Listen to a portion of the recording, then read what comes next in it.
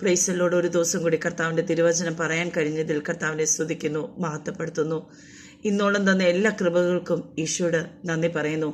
ഇന്ന് ദുഃഖ വെള്ളിയാഴ്ച, നമ്മുടെ എല്ലാ പാപങ്ങൾക്കും വേണ്ടി യേശു ക്രൂശിലേറിയ ദിവസം. സ്വന്തം മകനെ നമ്മുടെ പാപങ്ങൾക്ക് വേണ്ടി ബലി കഴിപ്പിച്ച ഒരു പിതാവ്, താൻ പെറ്റ മകൻ വേദനയോടെ ക്രൂശിലേറുന്ന കണ്ട ഒരു അമ്മ മാതാവ്. നമുക്ക് ഈശോയുടെ തിരുസന്നിധിയിൽ നമ്മുടെ എല്ലാ പാപങ്ങളും ഈ ദിവസം ഏറ്റു പറഞ്ഞുകൊണ്ട് നമുക്ക് നിൽക്കാം.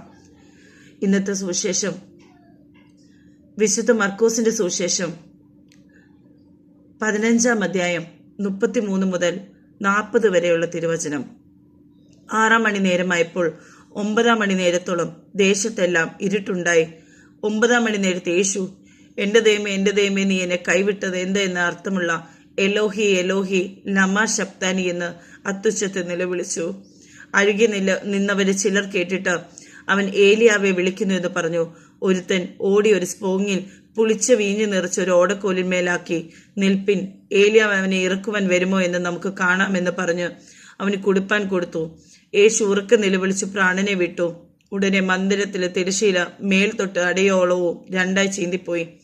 അവനെതിരെ നിന്നിരുന്ന ശതാധിപൻ അവൻ ഇങ്ങനെ പ്രാണനെ വിട്ടത് കണ്ടിട്ട് ഈ മനുഷ്യൻ ദൈവപുത്രനായിരുന്നു സത്യമെന്ന് പറഞ്ഞു. ആമേൻ. എല്ലാ മഹത്വം ഈശോയ്ക്ക് നന്ദി.